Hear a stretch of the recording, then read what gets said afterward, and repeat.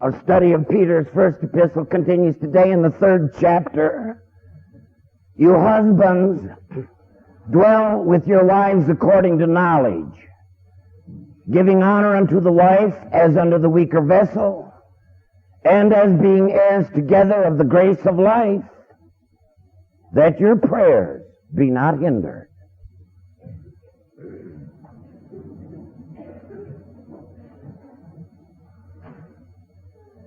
If you are a Clint Eastwood fan, you probably saw the movie Heartbreak Ridge.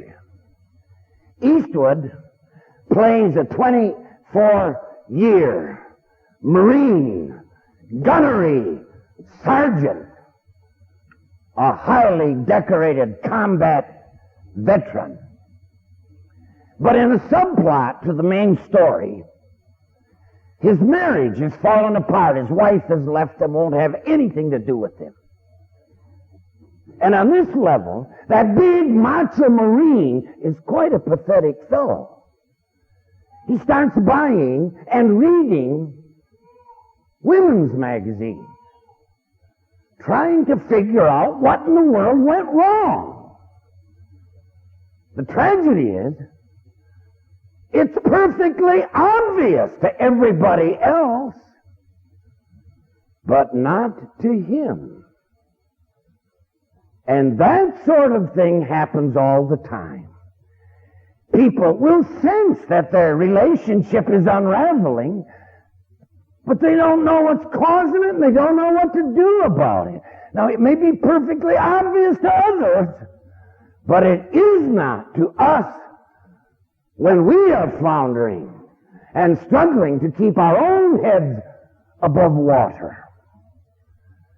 In this section of the epistle, the apostle is walking us through what the Catechism calls the table of duties.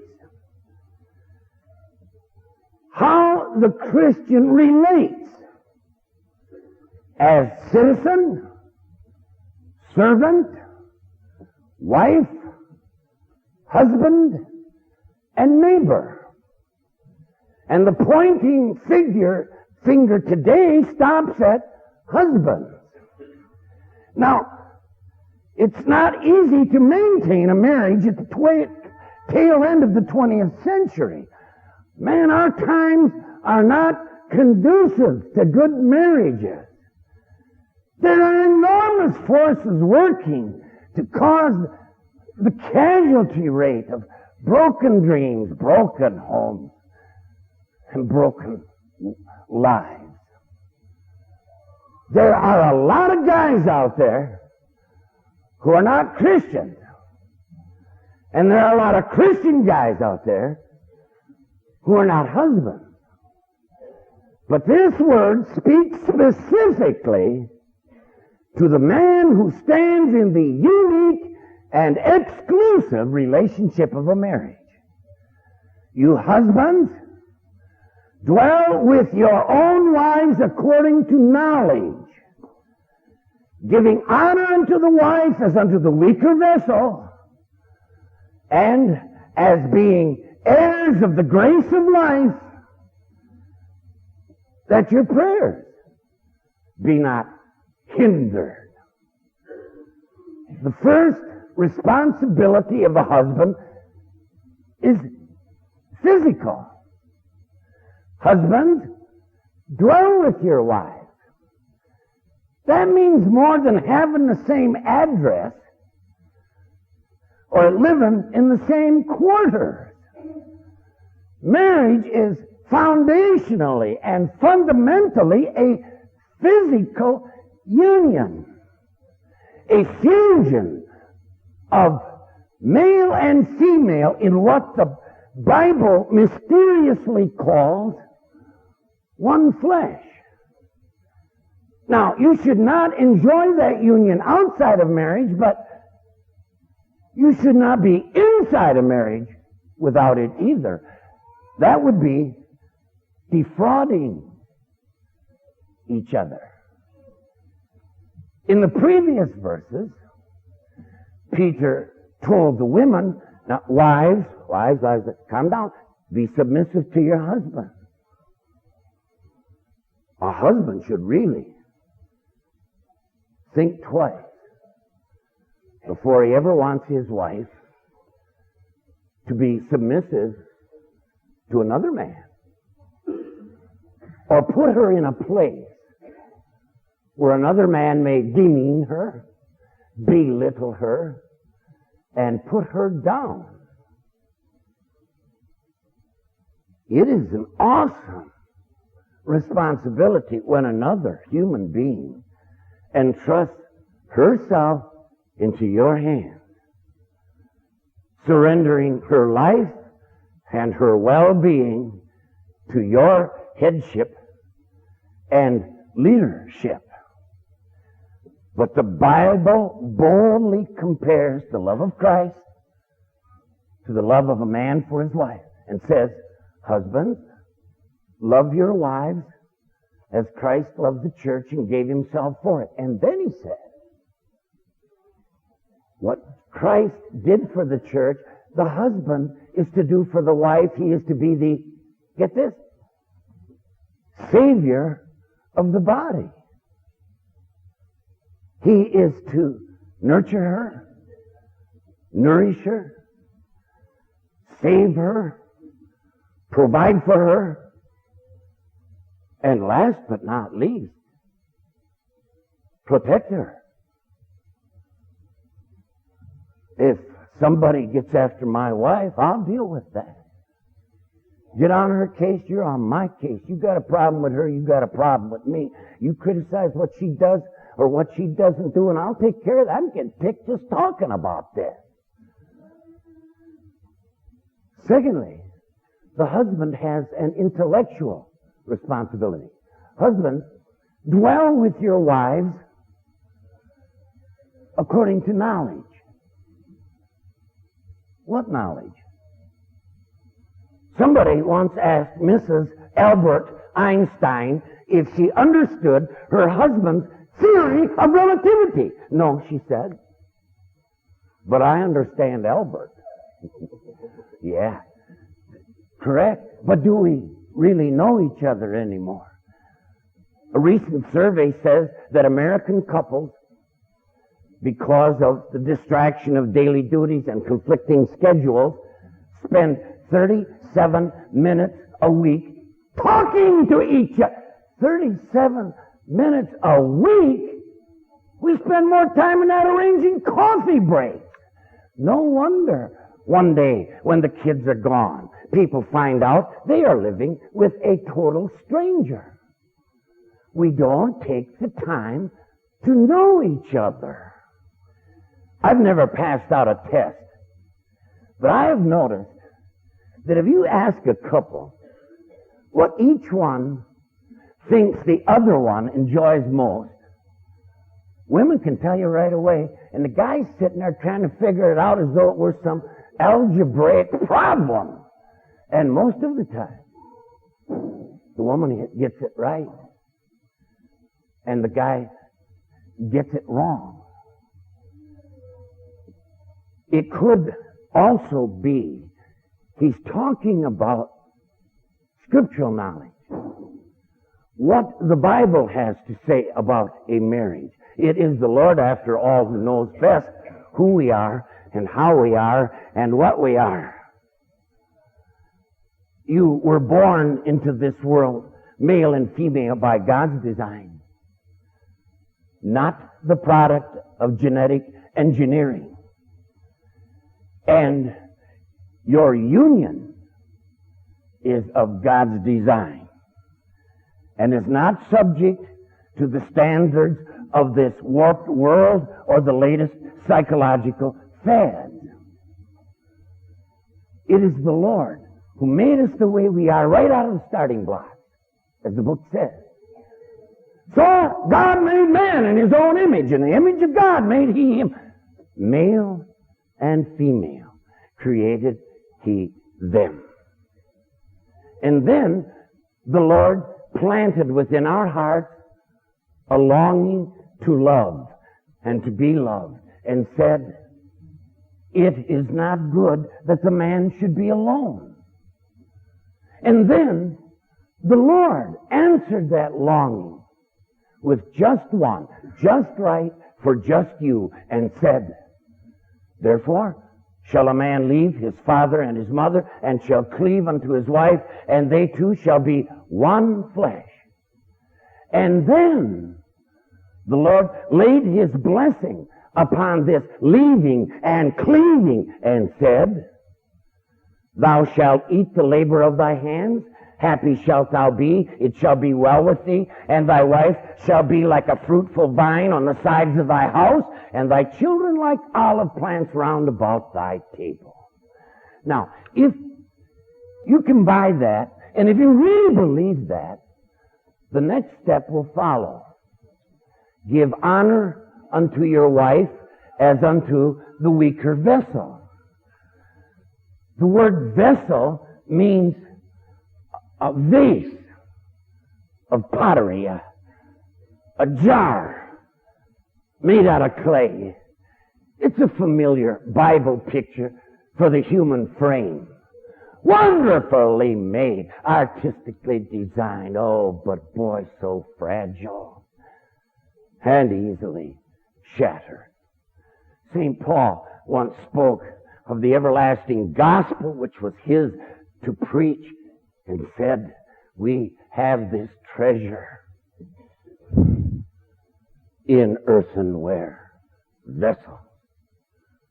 So of the two vessels, the woman is the weaker of the two.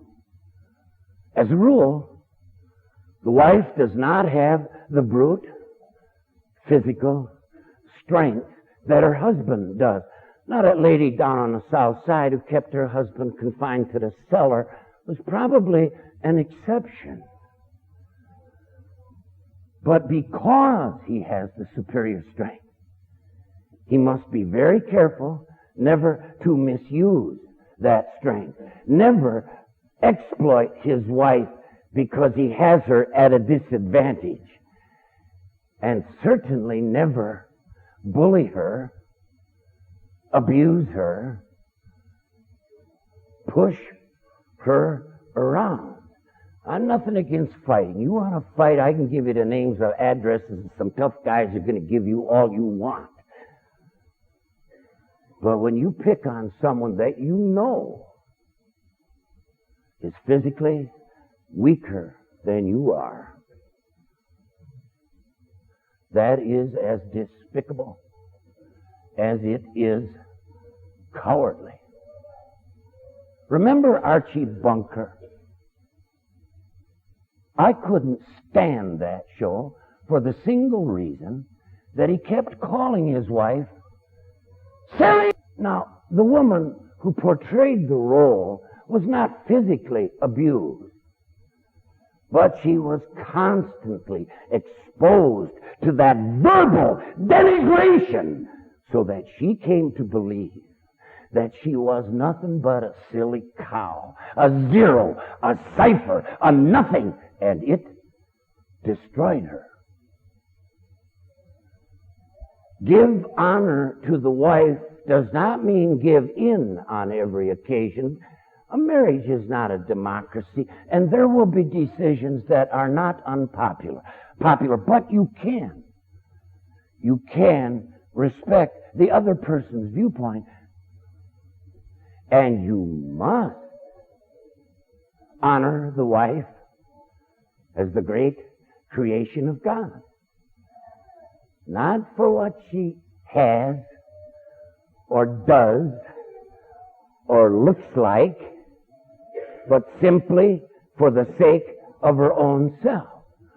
Honor her means that you recognize her as the one God has placed at your side as your alter ego, your other self, the one and the only one who fits you and fulfills you and complements you and completes you functionally, physically, emotionally, spiritually.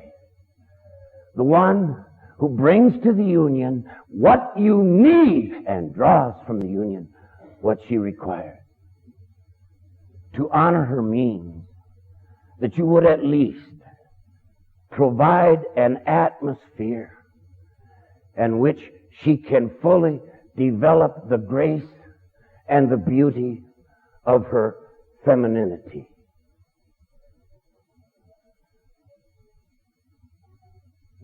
In this world, nobody's equal or identical.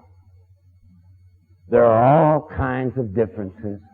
Male from female, saint from scoundrel, employer, employee, young, old, you name it. But you got to remember, it would be chaos and stupidity to eliminate the differences in this world. Who would want to remove female? The Lord Himself tells us that little children are as precious to Him as school teachers. And yet, the teacher has the authority in the classroom and not the children.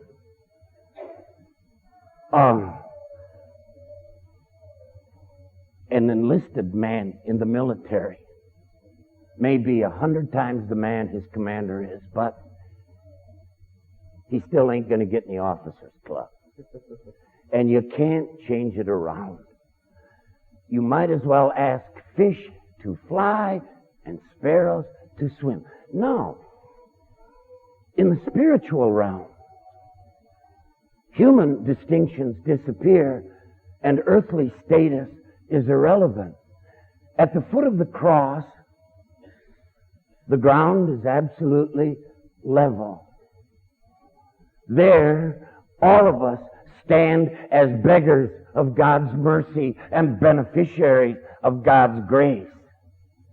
By faith, Jesus threw the door wide open to everyone.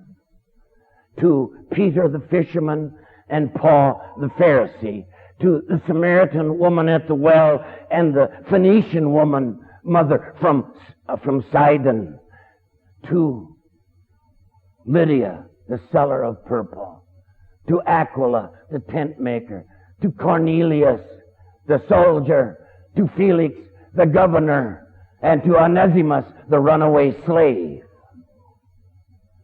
By faith, we are all heirs of the grace of life. And remember that so that your prayers are not hindered. The apostle assumes that a man will pray with his wife and pray for his wife as well as for himself. And if a man ruins the relationship to his wife, he is wrecking the relationship to the one who placed her there on the ground floor level. Such prayers cannot, and those prayers will not be answered. Now then, married folks, have you noticed, almost always start off on the right foot. They fall head over heels in love. Isn't that a great expression? How else would you explain the fierce physical attraction they have for each other, the way they like each other, enjoy each other's company, are each other's best friend, and they walk around with that silly grin on their face, and I've heard these for a while, and they hear bells ringing, and they say stuff like, "We're meant for each other, baby," and my every waking thought is of you, dear. That's wonderful. That's natural. That's the way it should be.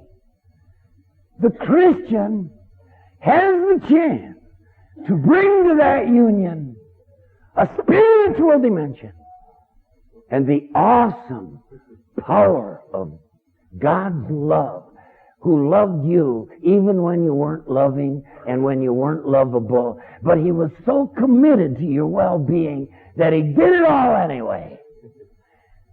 That love can be yours. It's God's gift.